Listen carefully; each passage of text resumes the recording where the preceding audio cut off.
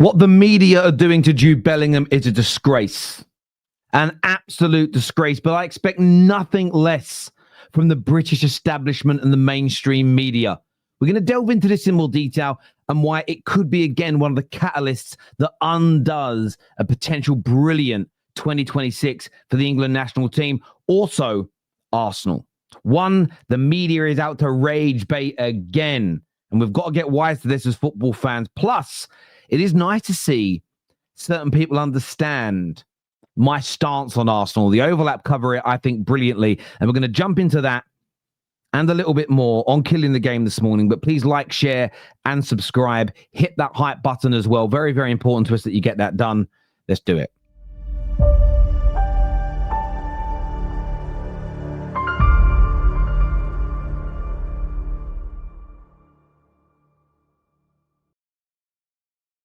Welcome back to the Football Terrace and Killing the Game. And look, I want to play you first a snippet from Thomas Tuchel because it's very, very... Actually, no, I'm not going to play you the snippet first. I'm going to show you this post. Now, this was from Craig Hope, along with a lot of Newcastle-centric journalists this summer, had an abysmal time of, in my opinion, not telling the full truth. Yes, telling one side of the story, but not covering both angles. And this tweet went out last night. They said Jude Bellingham was not happy in the moments before coming off, which was clearly a sensible response to his earlier yellow card. Arms outstretched, he seemed to be suggesting to Tuchel that he should stay on. And I saw this tweet and I saw a lot of reactions to it about his behavior and his attitude and his arrogance and his ego.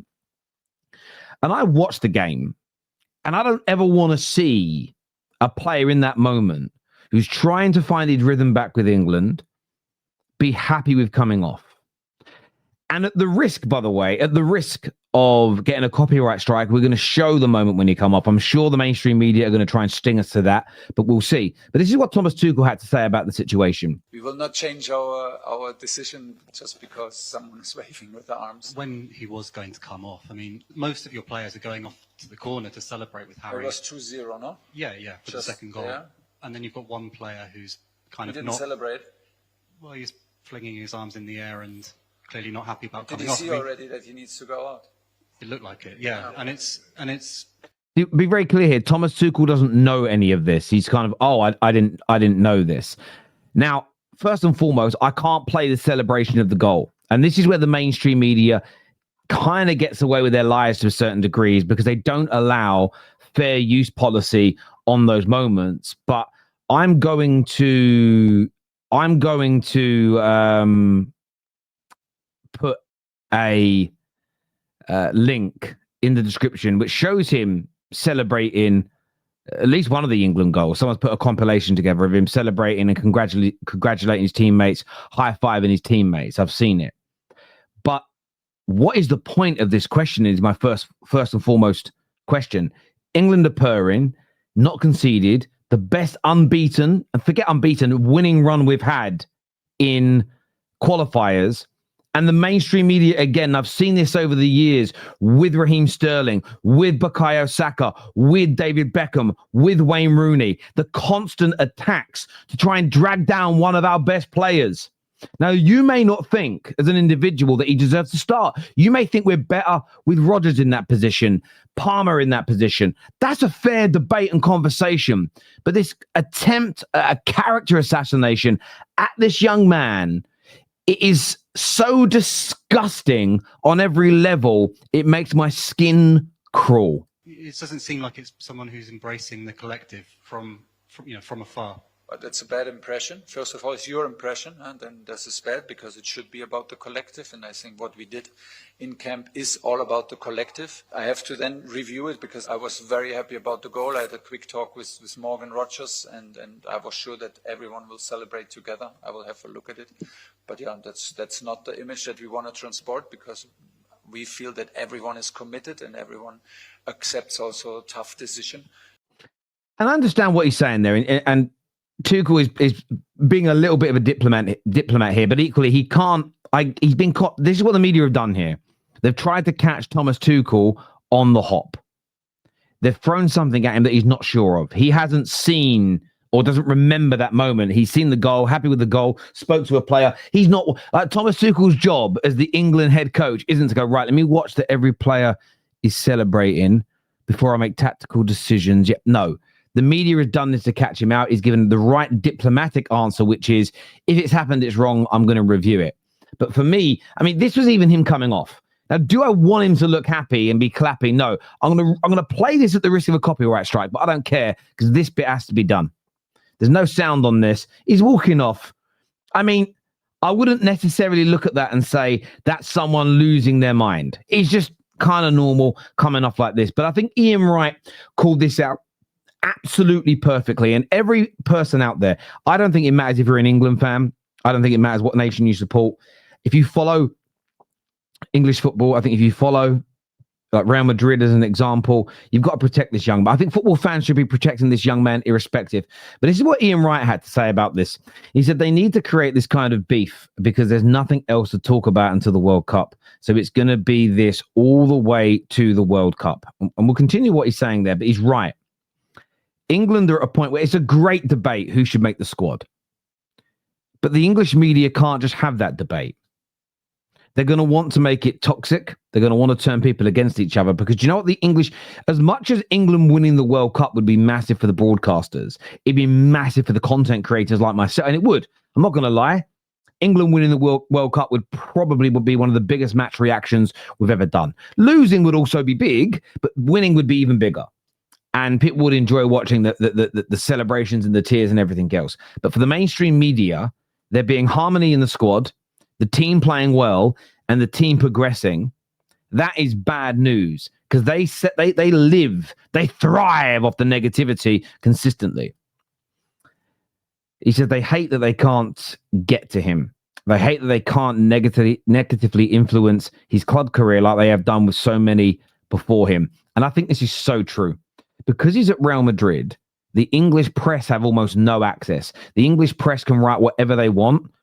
The Spanish TV don't care. The Spanish public don't care. The international global Madrid fan base don't care.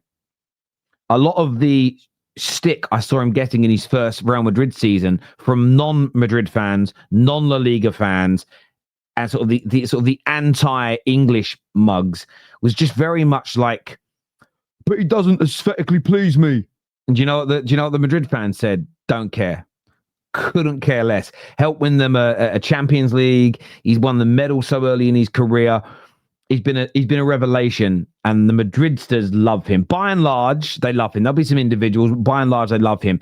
Ian Wright is correct. Because they can't dismantle, because they can't hurt him at club level because he's not in England, they're going after the national team. He said, a blessed young man with talent and love in abundance. And I agree. There is. I've never heard Jude Bellingham speak and thought, what a horrible man. Every time I hear this youngster speak, and he's a youngster to me, I'm nearly 40 years old. And Jude, if you do see this, I doubt you will. I mean it. When I say youngster, I just mean it in that respectful way. But I hear this guy speak articulate, intelligent, composed. I watch him on the football pitch, and is he always perfect? No footballer ever has been. This man scores, this man can tackle, this man can pass. I love his arrogance on the pitch. I love the celebration at the Euros where he scored the late winner and he had his arms out and said, who else? You need that bit of swagger. You need that to create that thick skin to get yourself through football. One of the best MMA fighters in the world is a childhood friend of mine called Michael Venom Page. And a lot of people that don't know Michael don't like him because they see him dance on his way to the ring. They see him mock his opponents. He's very, I'll say it, he's flashy, hands down fighting. Literally, his brand is hands down. Michael as a person is the complete opposite. He's one of the most kindest gentlemen you'll ever meet in your life. And I hadn't seen Michael for many, many years. I used to work for his father years ago. And we were friends as kids. And he saw me at an event. And it was just like we saw each other the next day. He was considerate. He gave me time. We had a good chat. We had a good catch up. Didn't need to. Didn't owe me anything. But a great guy. And one of the lads I was with said, he's not like I thought he'd be. I said, what do you mean? He went, just the way he is as a fighter. I said, yeah, that's it's not a persona. It's not fake. It's how he fights to get the edge. But the way you perform in sport isn't always the way you are as a person. I worked in corporate business The way some people were ruthless, cutthroat, higher level performing corporate business people, you'd see them with their families and they were the complete opposite. And we live in a world now where people do this strange thing. And I think it's a projection. You're only real if you act one way every day, all the time. And me and Don were talking about this last week. That's just nonsense. How are you? If you're telling me you're the same person in front of your grandmother as you are on a night out with your boys, as you are on the time you go out with a girl that you like on a first date, as you are in a job interview, as you are when you've worked in a company 10 years, as you are with a doctor giving you bad news, as you are with a delivery driver turning up to your house. If you are the same with each of those people in every single one of those scenarios behaviorally, I think there's something wrong with you. That ain't human. On a level, that's not human. And I don't like the way Jude Bellingham is portrayed just because he's an elite level athlete. And I think we've got to come together, because I'll say it before and I'll say it again. This is nothing short of a disgrace. Now, I want to touch on this as well, because for me, this is what I call Arsenal rage bait. LiveScorer put out a post that talks about who will win the 2026 Ballon d'Or, who's in the race, who deserves to win it. And of course, you see Harry Kane. Harry Kane has scored 30. I think we actually did the numbers last night. I think I may have misplaced them now. I don't know where they are. We were doing the numbers last night. They were on a bit of paper in front of me. They no longer are. Did I fold the paper the other way? Yes, I did. Can't find it. Here we go. I found it. I found the notes. Harry Kane, 34 goals in his last 30 games. Haaland, 37. That's why they're both on that list. That's why they're both on that list. Mbappe, the man's just hit 400 career goals, having another good goal scoring season. Madrid are top of the league. It makes sense. He's on there. He's also one of the best players in the world and is always in those conversations. But what LiveScore did is deliberately include a player who we all know is not going to win the Ballon d'Or. Arsenal fans know he's not going to win the Ballon d'Or. Is there an argument if Declan Rice maintains his performances? If Saka maintains his performances and goes up a level and they go on to win a Prem and a Champions League, could there be an Arsenal player that wins it? Yes, of course. Absolutely. But it isn't going to be Mikel Merino. It isn't. It isn't. But they've put it on there because they want Arsenal attacked. They put it on there for Arsenal rage bait. That's it. Most of the comments, most of the quote tweets, most of the replies are typical Arsenal forcing their way into conversations. Typical. I'm reading it and I'm thinking, Arsenal didn't post it.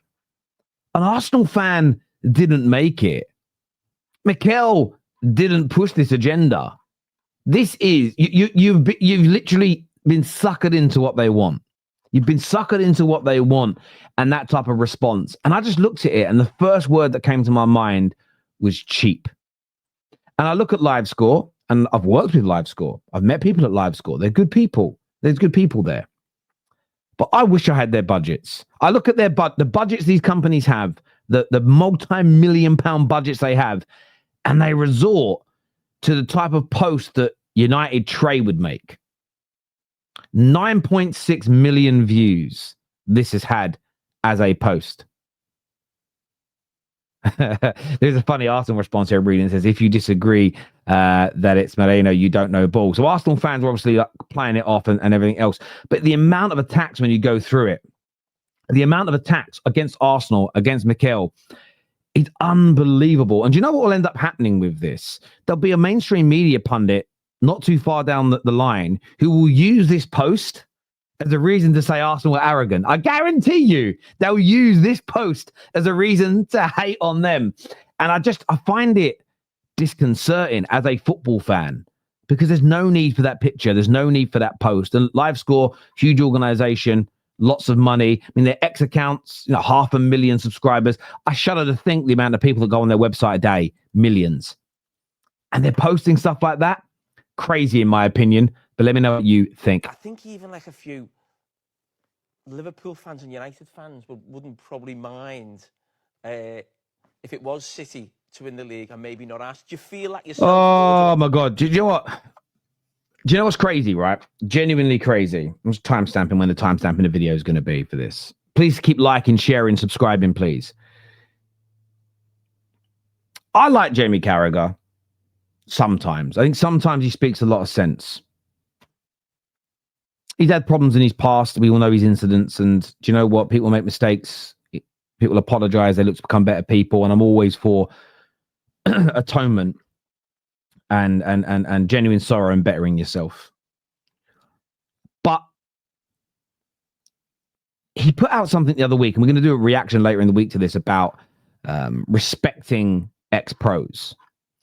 And of course, ex-pros should be respected. And there's an element of knowledge they bring to us in terms of the conversations, which we as football fans can't have because we didn't play at that level. But at the same time, when it comes to respecting pundits, there has to be an element of sense. And listening to Jamie Carragher say that tells me you just are not reading the room. There are no, in my opinion, true Man United fans. There are no true Liverpool fans, okay, who should be wanting Man City to win the league. And I tell you as to why. I know City have got this City pool thing going on where they kind of come together. The only reason you'd want Arsenal not to win it over either one of those two clubs. So if you're a City fan, the only reason you'd want Liverpool to win it over Arsenal is because you can't handle online Arsenal fans because you don't want the banter.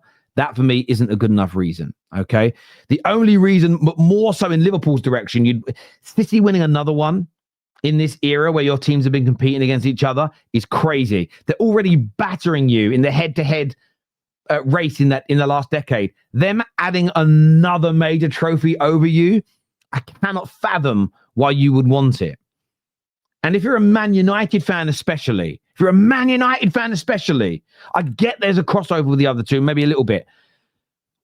Liverpool getting 21 and your local rivals and Pep adding more to their legacy. I grew up despising Arsenal because we were in a head-to-head clash with them. Grew just like Fergie did with Wenger to respect them as an adversary. I don't wake up beginning of the season wanting Arsenal to win the league. I want Man United to do it. But of all the teams I truly think can win it, the best of a bad bunch is Arsenal. And if you're a Man United fan, you go, yeah, but Arsenal fans online are going to be so happy and that's going to hurt me. We speak about this a lot on Killing the Game, that you're putting your club's legacy, your club's history below that of online banter and how it makes you feel online. That tells me your social media persona means more to you. Your opinions about football mean more to you than your football club. And I always felt when we started this, when the Red Men started it, when Full-Time Devils, the United Stand, or football, all of us, when we started this, it was about your club, not, oh, how am I going to feel watching Gal celebrate online, Gal telling me he was right all along about Arteta. Therefore, I'd rather Liverpool get number 21. What are we doing? How does that hurt more? It makes no sense to me whatsoever. Maybe you see it differently. I can't wait to read your opinions on it, but let me know. Do Arsenal feel this, or is it us against the world where people are sort of I want Arsenal to win it this year. You want Arsenal to win? Obviously, if United or Everton. Thank you, Rooney. Everton, I'd prefer Arsenal than City or Liverpool. Yes. Oh, some sense. Some sense at last. I'm the same. Arsenal or Chelsea if it's not United. Oh, Adam, I've seen you say different before. I swear I have. If I'm wrong, Adam, me and Adam go way back, by the way, then I apologize. But some sense. Oh, some sense. So we do. Because obviously Liverpool would be 21. You don't want that happen. Yes. You don't want them to win the league anyway. At La Eureka. City, obviously, it's a bit easier to take because it doesn't feel real. You know what I mean? Do you know what? A lot of people feel like that, but I just don't anymore. It's only not going to feel real if they lose the 1-1-5. It's only if the 1-1-5 goes against them, then for me, it's all null and void. And that's just my personal opinion. And then, by the way, it depends on the severity of the cheating if they are found guilty. If they got an extra 10 million into the club and it made no real significant impact on their team, whatever.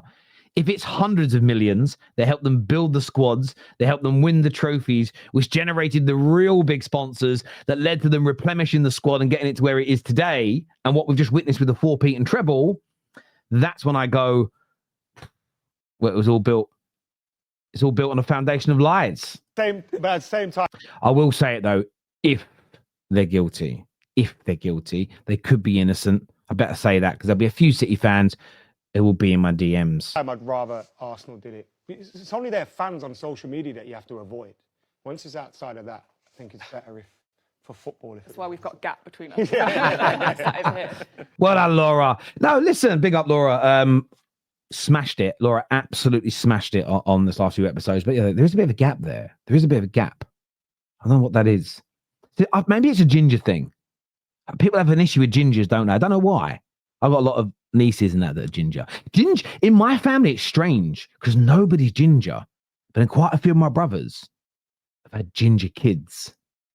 And we're not sure how it happened to the family. There is an investigation currently going on, and we'll see what we'll update you on the outcome of that. Although it might take as long as City's 115, but we'll let you know. But I'm glad to see a little bit of sense here. I really am, because it's perplexed me for such a long time, and it shouldn't do. But yes, Arsenal are rivals of Man United, and I don't want them to win anything. And I don't care that I know some of the United fans are from London, and I get that you're around a lot of Chelsea and Arsenal fans.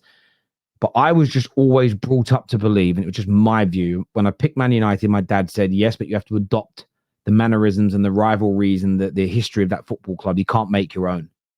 And I got told that as a 4, 5, 6-year-old, and it kept on being pumped into me. My dad would buy me books about Munich, books about our past, and I'd read them and learn about the club. And you learn very quickly if you're reading the history about the rivalries with City, with Liverpool, with Leeds United. And as much as Arsenal wasn't created as a rivalry until the clashes in the 90s, and it became one. And it holds a very, very beautiful and a very beautiful place in my heart, because I look back at those rivalries with such fond memories, because we came out on top. I suppose if it went the other way, I wouldn't look back at them in the same way. But the idea of ever wanting Liverpool or City to win a league title over Arsenal, for me, it's wrong. For me, it is wrong. But that's another one of the reasons why I said Arsenal scare me, because I never wanted them out the mud. But then suddenly I was like, oh my God, I need them, because my team ain't going to stop my biggest rivals from winning. I need someone to do it. But look, as ever, listen, like, share, subscribe, please. Really important to the channel that you do it. Take care. Goodbye. God bless. I'll see you soon. Peace.